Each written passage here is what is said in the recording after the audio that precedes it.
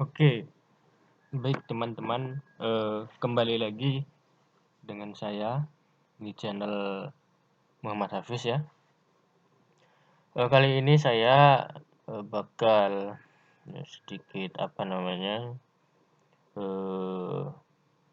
memberikan perhitungan simpel ya, bagaimana caranya menentukan daerah ya yang terkena eh, gerhana matahari total ya. Jadi di sini saya bakal menghitung berapa radius daerah yang terkena dari gerhana matahari total ya.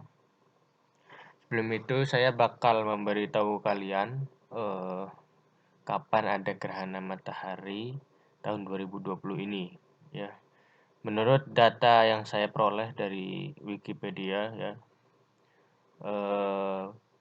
pada tanggal 14 Desember nanti tahun 2020 pukul 16.43 ya akan terjadi gerhana matahari total ya, dengan akumulasi daerah menurut Wikipedia yang dapat dilihat yaitu adalah South Chili, Argentina, dan Kiribati ya. Jadi nanti kita akan coba apakah ketiga daerah ini masih masuk dalam hasil perhitungan kita ya. Nah, oke. Sebelum itu di sini saya sudah memberikan gambar ya. Ya, ini gambar sederhana bagaimana nanti kita menentukan ya jarak ya, radius ataupun bayangan yang terbentuk dari gerhana matahari total itu berapa ya radiusnya. Nah, anggap saja di sini radius yang terbentuk saya sudah berikan permisalan, yaitu XY ini adalah jarak ya atau radius yang terbentuk dari hasil bayangan gerhana matahari total. Oke. Kemudian bagaimana caranya menentukan besar XY ini? Oke, saya perbesar saja. Nah, di sini kita bisa menggunakan aturan tangan ya. Di sini ya. Di sini anggap saja kita theta ini adalah sudut ya antara garis segitiga yang dibentuk ini ya. Theta ini adalah sudut segitiga ini, yaitu baik segitiga A, CE, ataupun segitiga BCD, ataupun segitiga XCY. Nah, itu semua masih pada sudut yang besarnya sama. Kenapa besarnya sama? Kalian bisa melihat materi bab SMP ya tentang kesebangunan ya. Di situ ada nanti bagaimana kok bisa nih theta di sini dengan di sini, kemudian kenapa theta segitiga BCD dengan theta segitiga ACE itu sama. Nah, itu udah ada pembahasannya di bab kesebangunan ya pada geometri. Oke, berikutnya langsung saja di sini saya tulis dulu ya. Tan theta sini, maaf kalau tulisannya jelek ya, karena di sini saya menggunakan perangkat seadanya, jadinya ya hasilnya seadanya. Nah, ini dia tan theta. Ya, tan theta di sini sama dengan, nah yang kita cari ini adalah kan ini ya, panjang XY ya dalam notasi vektor ini ya, panjang XY per CX ya. Oke. Itu akan sebanding dengan ini dia ya, BD BD dengan BC, dan juga akan sebanding dengan AE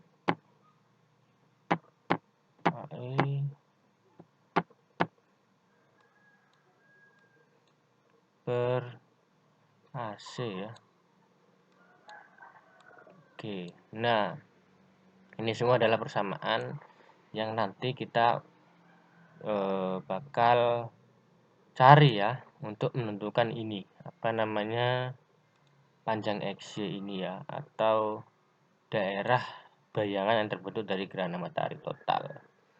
Oke, kita bakal bisa kalian menggunakan salah satu data dari ini semua, tapi karena ini berhubung gerhana matahari total dan juga kita tahu bahwa jarak antara bumi bulan itu cenderung relatif berbeda tiap bulan dan tiap tahunnya itu berbeda ya. Makanya itu untuk apa namanya memperkuat akurasi perhitungan, kita harus menggunakan data yang ada di sini nih, segitiga BCD ini ya, atau data bulan pada saat gerhana matahari total. Oke. Nah, kita bisa nyari datanya di internet ya. Kita cari dulu. Maaf, saya perbesar dulu lah ya kan. Oke, ini ya.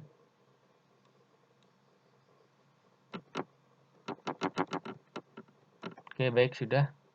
Nah, ini kalian bisa nih ya, mencari data jarak ya. Jarak bumi bulan ya.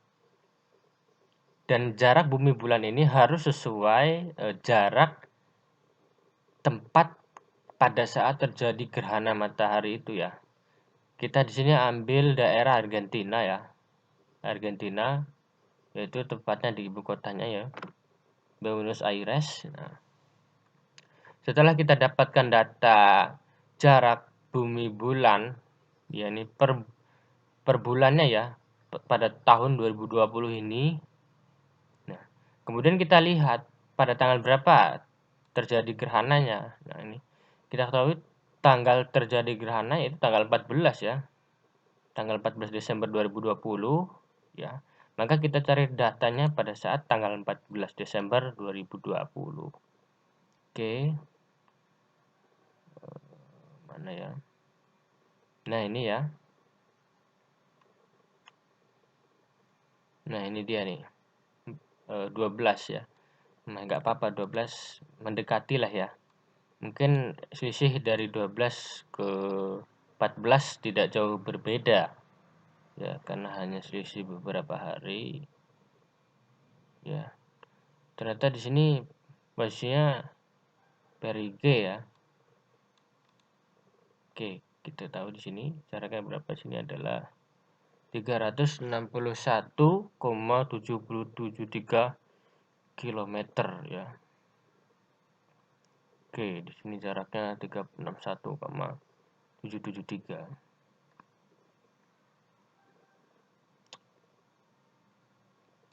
Kita masukkan datanya ya. Tan theta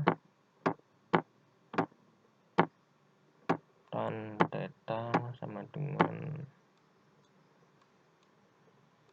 nah, BD ini apa? Nah, kita ketahui bersama bahwa BD ini adalah jari-jari bulan ya.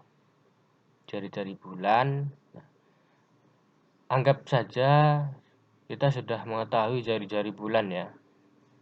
Untuk bagaimana perhitungan mendapatkan jari-jari bulan saya akan jelaskan di video selanjutnya ya, video yang akan datang. Namun di sini kita asumsikan kita sudah mengetahui jarak jari-jari bulan ya. Jari-jari bulannya berapa? Nah, kita cari datanya. Nah, ini jari-jari bulan ya. Nah, jari-jari bulan ini tidak akan pernah berubah ya, teman-teman. Dan akan selalu konstan ya. Mana ini ya, jari-jari radius radiusnya mana nih ya?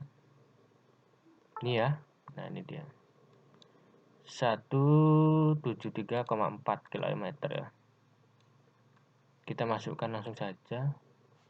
17374 37,4 ya, 4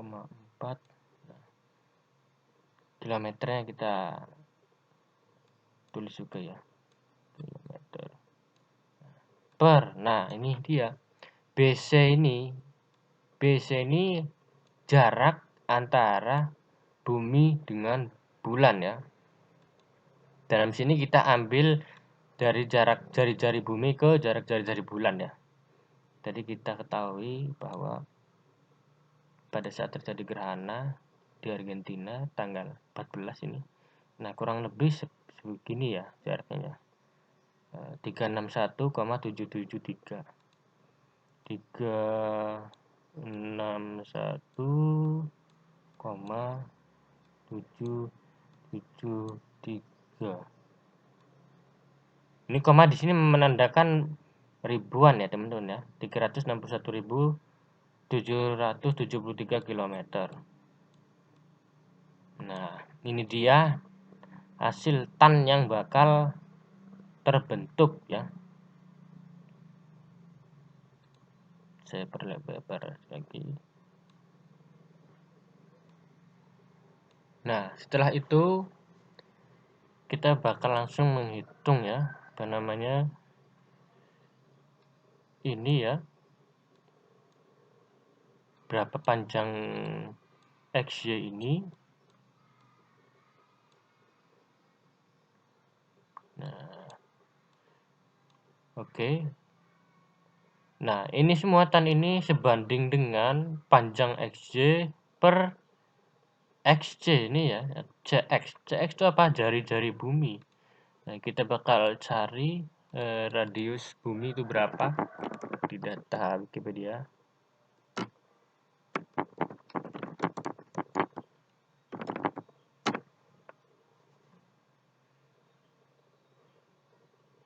Ini ya. Nah, ini sumber Wikipedia yaitu 6.371 km. 6.731 km. Nah, jari-jari bumi ini juga ya cenderung konstan ya, teman-teman.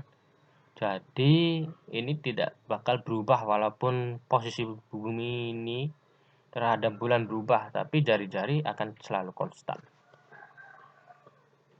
Nah, ini semua kita bisa langsung hitung ya. Kita kali ini kita coret ya. Ini langsung saja kita kali silang ya. Berarti ini besar XY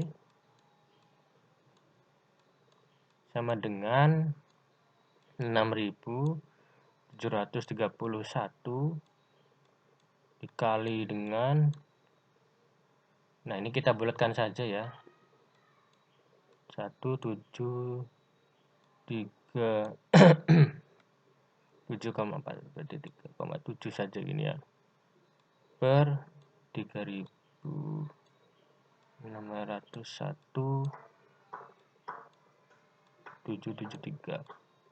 Nah, ini kilometer ya. Oke, kita hitung dengan menggunakan kalkulator nanti ya. Itu berapa? Oke.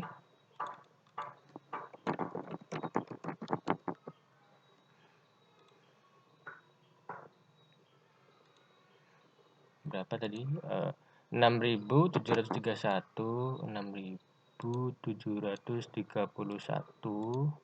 dikali dengan 1737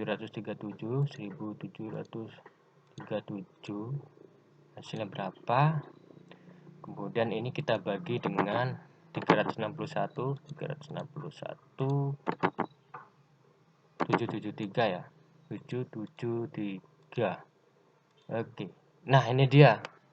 Kita mendapatkan bayangan yang terbentuk dari gerhana matahari total ya, teman-teman.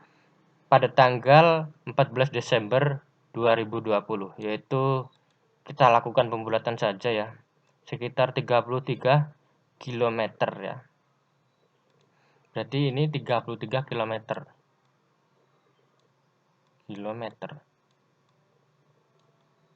Nah, berarti panjang XY ini ya, ini sebesar 33 km. Oke, kita lihat data di Wikipedia.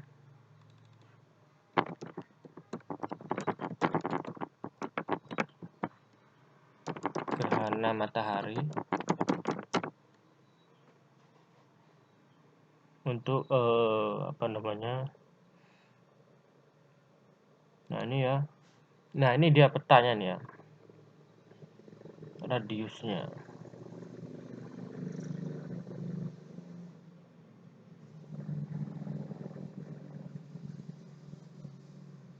Oh, salah nih. Maaf.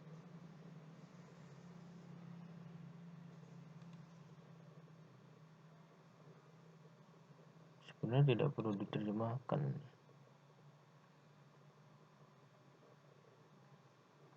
Nah, ini dia ya nih. Nah, oke ini ya. Ini kurang lebih mapnya ya. Nah, ternyata error mapnya.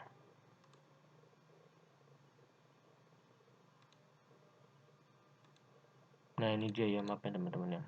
Kita lakukan zoom. Nah, ini dia ya. Kurang lebih ini ya. Nah, ini radiusnya ya.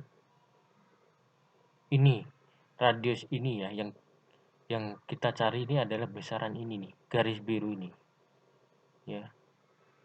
Nah, ini di mana ya lokasinya? Coba kita lihat dulu ya. Max Weapon. Nah, ini ya. Ini dia titik hitam ini. 33 km ya. 33 km itu ya kecil sebenarnya ya, teman-teman ya. Sangat jauh. Maksimum.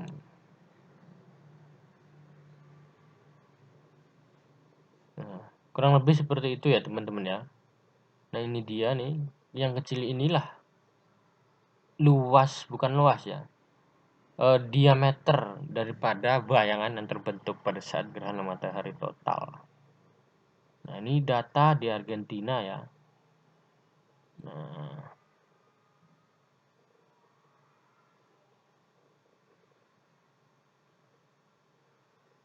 ini dia sebenarnya. Cuman kita kesulitan ini ya, melihat ininya.